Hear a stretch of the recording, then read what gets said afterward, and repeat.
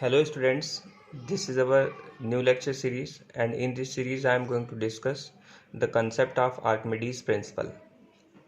So firstly, before coming to the topic, I want to say that please subscribe my YouTube channel and also press the bell icon of our channel so that you get the proper notification through my channel. So let's discuss Archimedes principle. Let's discuss with one common example. I am having a bucket with some water up to certain height. एक container है जिसमें हमने water को fill करके रखा है और इसमें इस वाटर की जो हाइट है पर्टिकुलरली एक सर्टेन हाइट को ये अचीव किए हुए है. Clear? Let's discuss with example. When you place a rubber ball in a bucket of water, when you place a rubber ball in bucket of water, a large part of the ball remains above the surface of the water. It means इसका बहुत सारा part ऊपर रहता है, थोड़ा सा part इसका water के अंदर रहता है, and the rest of it remains below. इसका मतलब वो कुछ ना कुछ पार्ट उसका नीचे रहेगा. If you push the ball downwards with certain amount of force, then what happen? In this case, a larger part of the ball goes inside the water. मतलब है इसका ज़्यादा पार्ट वाटर के अंदर चला जाएगा. Clear? To keep the ball at rest in this position, you have to keep on pushing it with the same force. अब इसको अगर इस सिचुएशन में रहना है तो आपको लगातार इस पे फोर्स अप्लाई करते रहना होगा. To take the ball deeper. Clear? It means अगर आपको बॉल को और अंदर ले जाना है, you have to push harder still. अब तुम्हें और ज़्यादा फोर्स लगाना पड़ेगा. मतलब अगर तुमको यहाँ तक लाना पड़ेगा तो इसको क्या करना पड़ेगा, और भी फोर्स तुमको लगाना पड़ेगा. When you apply a large enough downward force on the ball, its gets completely immersed. अब ये क्या हो गया, बिल्कुल ऐसे सरफेस पे आ गया. ठीक है, ये पूरी तरह से क्या हो गया, डूब गया. अब यहाँ पे एक क्वेश्चन है, यहाँ पे मैं लिख रहा हूँ, why do you need to push the ball downward to keep it at rest, to keep it at rest inside the water. Question क्या है? Why do you need to push the ball downwards to keep it at rest inside the water? फिर आपको क्या जवाब देना होगा? Because something must be pushing the ball upwards. कोई ना कोई एक ऐसा फोर्स है जो कि इसको ऊपर की तरफ जो है पुश कर रहा है ना. ग्रेविटी तो हो नहीं सकती. अब अगर ग्रेविटी नहीं हो सकती है तो क्या होगा, चलो हम इसको थोड़ा सा आगे डिस्कस करते हैं. Because something must be pushing the ball upwards.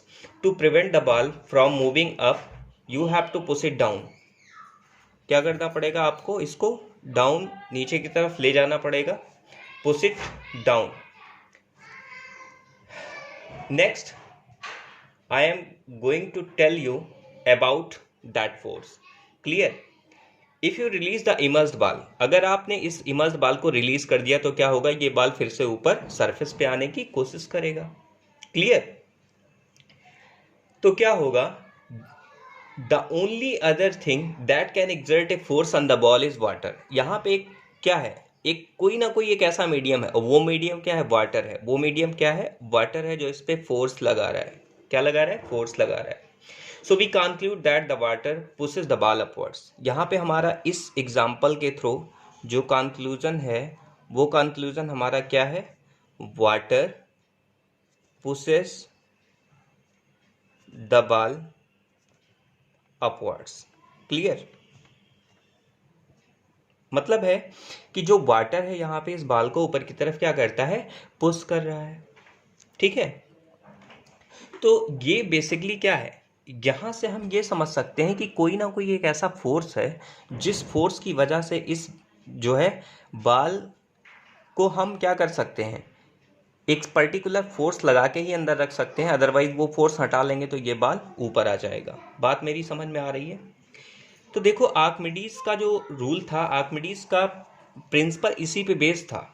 Archimedes ने क्या कहा था, आर्किमिडीज ने ये कहा था कि when a solid body is partially or completely immersed, when a solid body is partially or completely immersed in a fluid, clear, the fluid exert an upward force, तो ये फ्लूइड क्या करेगा, इस पे एक अपवर्ड फोर्स लगाएगा on the body, किस पे, बॉडी पे ही तो लगाएगा, whose magnitude is equal to the weight of the displaced fluid, whose magnitude is equal to the weight of the displaced fluid। मतलब कहने का ये है कि अगर सपोज दैट कि इस बॉडी को हमने क्या किया, इसमें जो है क्या किया, इसमें इमर्स किया, तो ये क्या करेगा, अपने जितना उसका मतलब है शेप है, उस शेप के करस्पॉन्डिंग उतनी वाटर को क्या करेगा, डिस्प्लेस कर देगा।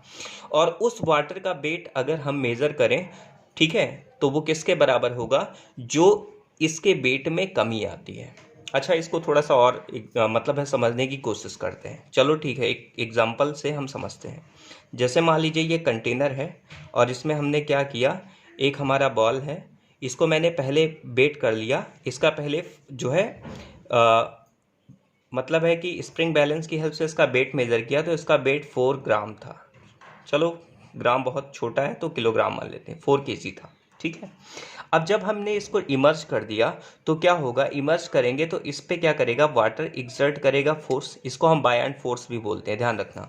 तो जब ये फोर्स इस पे लगेगा तो क्या होगा, इसके वेट में कमी आ जाएगी। इसके वेट में मान लेते हैं कमी आ गई और इसका वेट हो गया 3.5 kg। कितना हो गया, 3.5 kg। तो कमी कितने की आई, 0.5 kg की आई, यही तो हुआ। ये जो कमी है, ये कमी किसके बराबर होगी, इस सॉलिड के, ठीक है। एक्चुअली सॉलिड क्या करेगा, वाटर को अपने अकॉर्डिंग वाटर को डिस्प्लेस कर देगा। तो जितना वाटर ये डिस्प्लेस करता है अपनी वेट के बराबर, ठीक है, आपको मालूम होगा भाई, जो ये कमी आती है वो कमी, ठीक है, किसके बराबर होती है, इस सॉलिड के थ्रू हटाए गए वाटर के वेट के बराबर। क्लियर, मतलब है वाटर का वेट, जो भी वाटर हटेगा यहाँ से, वो भी वाटर का वेट कितना होगा, ऑब्वियस है कि 0.5 किलोग्राम ही होगा। क्लियर, अब ग्राम किलोग्राम को लीटर में चेंज कर लेंगे, कोई दिक्कत नहीं है इसमें, बहुत बड़ी प्रॉब्लम नहीं है। कुल मिला के आर्किमिडीज का प्रिंसिपल क्या है उसको शायद आपने समझ लिया होगा। आर्किमिडीज का प्रिंसिपल एक बार मैं क्या कर रहा हूँ, फिर से रिवाइज कर रहा हूँ, इस चीज़ को समझने की कोशिश करिए। आर्किमिडीज प्रिंसिपल क्या है, क्लियर, सुनिए और इसको लिखने की भी कोशिश करिए। When a solid body is partially or completely immersed in a fluid, the fluid exert an upward force on the body whose magnitude is equal to the weight of the displaced fluid. Can I repeat it? Yes. So I am going to repeat again. According to Archimedes' principle, when a solid body is partially or completely immersed in a fluid, the fluid exerts an upward force on the body whose magnitude is equal to the weight of the displaced fluid. तो ये बात आपको I think कि समझ में आ गई होगी कि आर्किमिडीज प्रिंसिपल क्या है। क्लियर। अब देखो फ्लोटिंग बॉडी जो होती हैं, अभी हम आपको बता रहे हैं कि ये जो फ्लोटिंग बॉडीज है उसका क्या रूल है। देखो क्या होता है कि जब भी हम किसी भी बॉडी को, ठीक है, अगर हम वाटर में जो है उसको सिंक कराने की कोशिश करते हैं तो उसका वाटर में सिंक करना कुछ फैक्टर्स पे डिपेंड करता है। बात समझना मेरी, ठीक है। जैसे एक ब्लॉक है, ठीक है, ये ब्लॉक है, वुडन ब्लॉक है, तो वुडन ब्लॉक को जब हमने देखा तो ये वाटर की सरफेस पे बिल्कुल तैर रहा था, फ्लोट कर रहा था। अब हमने यहाँ पे क्या किया, एक अनदर कंटेनर, ठीक है, लिया और उसमें भी वाटर उसी लेवल तक रखा। तो क्या होगा कि अगर हमने इसमें एक सिलेंड्रिकल रॉड डाल दिया, तो सिलेंड्रिकल रॉड डालेंगे क्या होगा, सिलेंड्रिकल रॉड यहाँ पे आपको भी मालूम होगा कि ये बिल्कुल डूब जाएगा, बिल्कुल सिंक कर जाएगा, ठीक है। लेकिन अगर हम एक ऐसा मान लीजिए कि कोई बॉल ले लें, ठीक है, बोल मतलब कटोरा होता है, ठीक है। तो अगर मैंने उसको ले लिया तो क्या होगा, अगर मैं उसको यहाँ पे डिप करता हूँ तो वो कुछ इस तरह से आपको यहाँ पे दिखने वाला है, ठीक है। आधा वो डूब जाएगा और आधा उसका जो पोर्शन होगा वो वाटर के ऊपर होगा। क्लियर? थोड़ा सा मैं फिगर को क्लियर करने की कोशिश करता हूँ। अब आपको शायद दिख रहा होगा, ठीक। इसका मतलब है कि ये 3 कंटेनर है और इस 3 कंटेनर में क्या किया है मैंने, एक वुडन ब्लॉक लिया है। यहाँ पे आपका क्या है, वुडन ब्लॉक है। क्लियर? चलो, मतलब है जो मैं बोल रहा हूँ वो समझ में आना चाहिए, बाकी अगर नहीं दिख रहा है तो कोई ऐसी प्रॉब्लम नहीं है। यहाँ पे क्या है, एक सिलेंडर है। क्या है? सिलेंडर है। और यहाँ पे एक क्या है, एक बॉल है, ठीक है।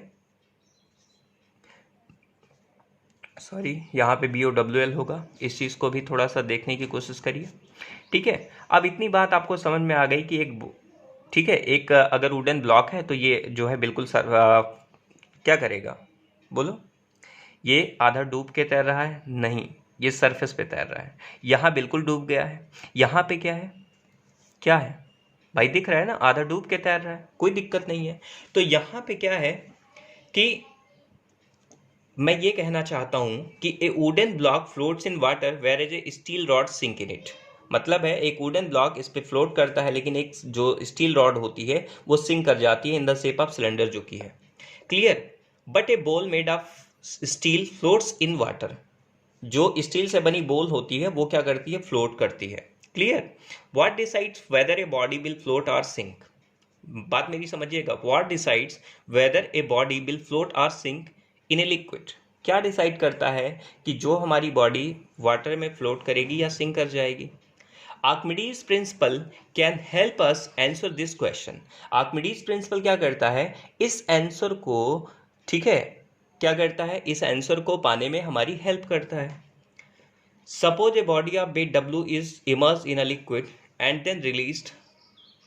ठीक है, क्या किया मैंने, suppose a body of weight W is immersed in a liquid and then released, क्या होगा, there are 2 forces acting on the body. कहने का मतलब ये है, अब यहाँ समझने की कोशिश करिएगा कि एक मैंने क्या किया, यहाँ पे एक कंटेनर लिया, ठीक है, और इस कंटेनर में मैंने क्या किया है कि यहाँ पे जो है वाटर को फिल कर लिया है। अब वाटर को अगर हमने फिल किया है तो क्या होगा, हमने यहाँ पे क्या किया, एक जो है कोई भी एक बॉडी ले लिया, कोई भी बॉडी ले लिया जिसका वेट क्या है, W है। अगर इसका वेट W है तो मैंने क्या किया, इसको इसमें इमर्स किया और उसके बाद उसको रिलीज कर दिया। तो इस पे 2 फोर्सेस एक्ट करेंगे, 2 फोर्स एक्ट करेंगे, ठीक है। Number first, weight W of the body, weight number first, यहाँ पे मैं लिख रहा हूँ, थोड़ा समझने की कोशिश करिएगा। Weight W of the body मतलब है जो बॉडी का वेट W है वो काम करेगा, ठीक है। This is the force exerted by the earth in downward direction, मतलब है ये बेटा डाउनवर्ड डायरेक्शन में mg हमारा वर्क करेगा। बात समझ रहे हो मेरी, ठीक। दूसरा हमारा क्या एक्ट करेगा, दूसरा हमारा क्या एक्ट करेगा, बायंट फोर्स एक्ट करेगा, BUOYANT, बायंट फोर्स, ठीक है। उसी को मैं जो ऊपर बताने की कोशिश कर रहा था, इस फिगर में बताने की कोशिश कर रहा था ना, कि ये जो जब बॉडी को इमर्ज करेंगे तो इस पर एक थ्रस्ट लगेगा, ठीक है। एक्चुअली उसको थ्रस्ट भी बोलते हैं, लेकिन वो फिजिक्स की लैंग्वेज में बायंट फोर्स बोलना ज़्यादा जो है हमारे लिए कन्वीनियंट होगा। चूंकि आर्किमिडीज प्रिंसिपल पढ़ रहे हैं इसलिए बायंट फोर्स को कहना हमारे लिए ज़्यादा कन्वीनियंट है। क्लियर? तो इसका मतलब क्या होगा बेटा कि जो हमारा, ठीक है, इतनी बात आपको समझ में आ गई होगी कि जो हमारा बायंट फोर्स है ना वो इस पे एक्ट करेगा। अब बायंट फोर्स कहाँ एक्ट करेगा बताओ, और कौन एक्ट करेगा इस पे, बायंट फोर्स कौन एक्ट करेगा, तो वाटर एक्ट करेगा, है ना। तो the buoyant force exerted by the liquid in upward direction, तो इस पे एक बेटा बायंट फोर्स लगेगा। तो यहाँ पे मैं FB लिख दे रहा हूँ, स्मॉल b लिख दे रहा हूँ, मतलब है कि यहाँ पे जो FB है, ठीक है, वो एज ए बायंट फोर्स है, वो एज ए कौन सा फोर्स है, बायंट फोर्स। और जो बॉडी का वेट है वो W किसके बराबर है, mg के बराबर है। इतनी बात समझ में आ गई। अब अच्छा, यहाँ पे कुछ केसेस हैं, इसी पेज में मैं डिस्कस कर रहा हूँ। If W is greater than B, मतलब है अगर W हमारा B से ज़्यादा है, या ऐसा भी हो सकता है ना कि जो हमारा B हो वो W से सॉरी, यहाँ पे क्या है कि बी हमारा वो डब्लू से क्या हो, ज़्यादा हो। दो केस हो सकते हैं, एक तो डब्लू क्या हो सकता है कि जो हमारा डब्लू है वो बी से ज़्यादा हो सकता है, एक तो हमारा बी डब्लू से ज़्यादा हो सकता है। मतलब है, कहने का मतलब ये है, बी का मतलब यहाँ बायएंड फोर्स है, ठीक है। तो जो वेट है हमारा बॉडी का, जो वेट है वो हमारा बायएंड फोर्स से ज़्यादा हो सकता है, या हमारा जो बॉडी है उसका जो बायएंड फोर्स है वो हमारा उसके वेट से ज़्यादा हो सकता है। मतलब है बॉडी का BIND force in the sense नहीं, बल्कि वाटर का बायएंड फोर्स जो होगा उसके बारे में बात कर रहे हैं हम लोग, ठीक है। चलो एक एक चीज़ समझने की कोशिश करिएगा। चूँकि लेक्चर रिकॉर्ड कर रहे हैं और डायरेक्टली मैं इस चीज़ को पढ़ा रहा हूँ, तो थोड़ी बहुत गलती होगी, उसको इग्नोर करिएगा। जो चीज़ आपको समझना है, जो हमारा समझाने का मोटिव है, वो चीज़ हमें प्रॉपर स्टूडेंट तक पहुँचनी चाहिए मेरी, ठीक है। तभी हमारा यहाँ पे पढ़ाना जो है हमारे लिए बेनिफिशियल होगा, अदरवाइज हम इससे उतना नहीं सीख सकते। देखो एक और चीज़ है कि जब हम मतलब है कि रिप्रेजेंट करते हैं सामने किसी को, तो वो इफ़ेक्टिव लेक्चर होता है, क्योंकि जब बोर्ड पे हम खड़े होकर पढ़ाते हैं तो वो ज़्यादा इफ़ेक्टिव होता है। बट फिर भी मैं गारंटी के साथ कहता हूँ ये चीज़ आपको मतलब है कि बहुत ही मतलब है कन्वीनियंट होगी समझने में, और कोई प्रॉब्लम नहीं आएगी, ठीक है। लेट्स डिस्कस इट। अब हमने क्या कहा, इफ़ डब्ल्यू is greater than b, first case मैं ले रहा हूँ, the resultant force on the body will be in the downward direction. तो क्या होगा, जो रिजल्टेंट फोर्स होगा, इन दोनों का जो रिजल्टेंट फोर्स होगा वो वेट कहाँ पर करेगा, जो नेट डाउनवर्ड मतलब है फोर्स है वो नीचे की तरफ लगेगा। बात समझ में आ रही है। And the body will sink, इस केस में बॉडी हमारी सिंक कर जाएगी। मतलब है ये जो केस है इसमें पक्का है कि हमारी बॉडी क्या करेगी, सिंक कर जाएगी। कंफर्म। तो एक तो आर्किमिडीज प्रिंसिपल से आपने क्या मतलब है निकाला कि जो हमारी बॉडी है वो कंफर्म है क्या हो जाएगी, सिंक कर जाएगी, ठीक है। दूसरी चीज, दूसरी बात ये मैं ये कह रहा हूं कि if it will reach the bottom of the vessel and will stay there, मतलब है कुल मिला के जब ये डूब जाएगी तो ये बॉटम तक पहुंच जाएगी और वहां पे स्टे हो जाएगी, ठीक है। अब मैं बात कर रहा हूं अगर हमारा बी डब्ल्यू से ज्यादा है, भाई सेकंड केस है ना कि बायएंड फोर्स हमारा क्या हो, वेट ऑफ द बॉडी से ज्यादा हो, मतलब है लिक्विड के थ्रू मतलब एग्जर्ट किया गया बायएंड फोर्स अगर हमारा वेट ऑफ द बॉडी से ज्यादा है तो क्या होगा, in this case the resultant forces on the body will be in the upward direction. पक्का है कि रिजल्टेंट फोर्स किधर वर्क करेगा, यहाँ पे ऊपर की तरफ वर्क करेगा। और इस केस में क्या होने वाला है, the body will come to the surface and float. क्या होगा भैया, ऊपर बिल्कुल सरफेस पे आ जाएगी और हमारी बॉडी क्या करेगी, 100% वो फ्लोट करेगी। Is there any confusion? No. तो इसका मतलब है कि दो केस हमने डिस्कस कर लिया कि अगर हमारा W क्या है, B से ज़्यादा है, या हमारा B क्या है, W से ज़्यादा है। और थर्ड केस ये भी तो हो सकता है कि B हमारा अगर W के बराबर हो तो क्या होगा, ये भी तो हो सकता है ना। थर्ड केस तो ये भी हो सकता है। तो थर्ड केस, इस केस में क्या होगा कि हम ये कह सकते हैं a floating body is in equilibrium, मतलब है ये जो बॉडी है वो इक्विलिब्रियम कंडीशन को अचीव कर लेगी because its weight is balanced by the buoyant force applied by the water. कहने का सेंस ये है कि ये जो हमारा कंडीशन है बेटा वो इक्विलिब्रियम में आ जाएगा। इस केस में हम क्या कह सकते हैं कि बॉडी हमारी इक्विलिब्रियम में होगी, और इक्विलिब्रियम में होने का मतलब क्या होता है कि जो हमारा थ्रस्ट है, जो अप्लाइड हमारा थ्रस्ट है, that thrust is basically equal to our weight of the body.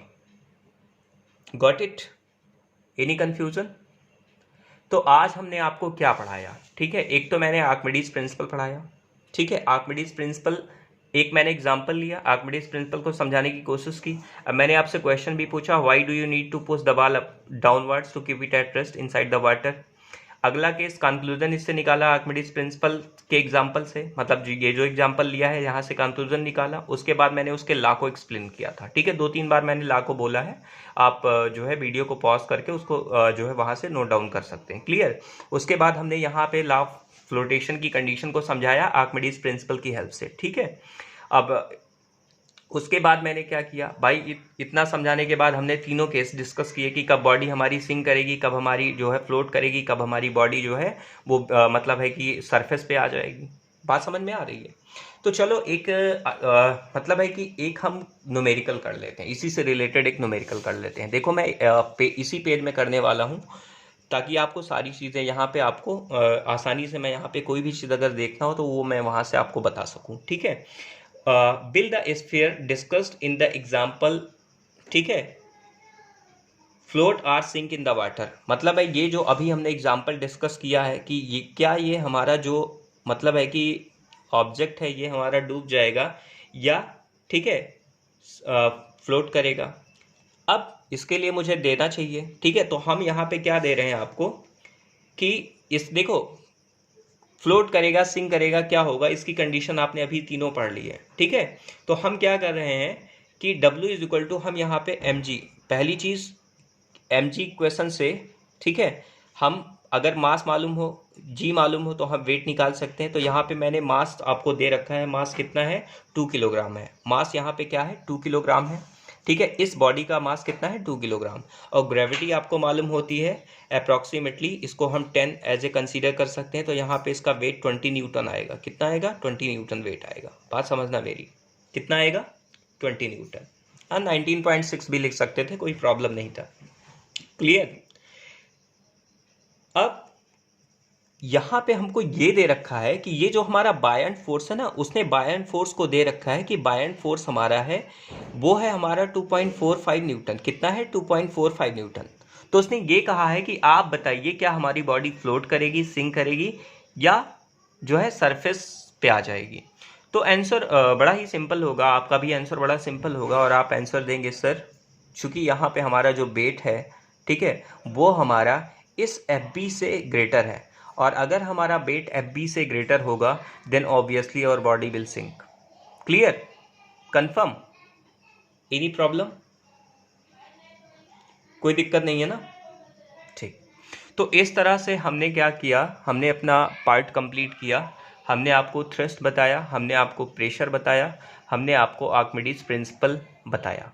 अब हम नेक्स्ट लेक्चर में क्या करेंगे, इन तीनों टॉपिक में न्यूमेरिकल्स जो भी हमसे बनते हैं उस न्यूमेरिकल्स को हम टॉपिक से रिलेटेड न्यूमेरिकल्स डिस्कस करने वाले हैं। So student please go through the channel properly, and I am doing a lot of work only for you, so please utilize it and please share it amongst your friends. इतना कहते हुए अपनी जो है, जो भी बातें हैं वो हम अब नेक्स्ट लेक्चर में करने वाले हैं। आप अपनी चीज़ों को रिवाइज करिए, पढ़िए, और लॉकडाउन का इससे बेहतर मतलब फ़ायदा आप नहीं ले सकते हैं। Thank you students.